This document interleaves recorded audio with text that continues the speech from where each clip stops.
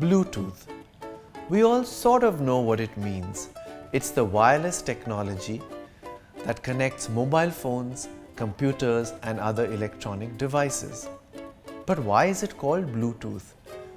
Does it have anything to do with a rotten old tooth that's turned blue? Apparently it does. The original Bluetooth is more than 1,000 years old. Danish King Harald Gormsson was famous for two things. One, he united Denmark and Norway in the 10th century, and two, he had a dead tooth with a grey-blue color that earned him the nickname Bluetooth.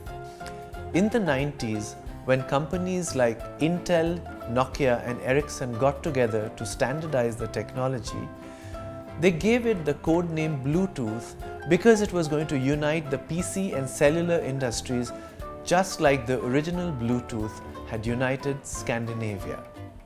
Bluetooth was a temporary code name that was to be replaced at the time of launch with a snazzier name thought up by the marketing people. PAN, which stood for Personal Area Networking, and RadioWire were the two front runners. But by the date of the launch, neither of these two names had been cleared by legal, so the only viable option was Bluetooth. The Bluetooth logo is a combination of the letters H and B, the initials of Harald Bluetooth, written in the ancient Viking letters known as runes. As it turned out, the name Bluetooth became an overnight success, proving that the business of coming up with brand names has more to do with creativity than the complicated science some people make it out to be. I'm the English Nut. Bye for now.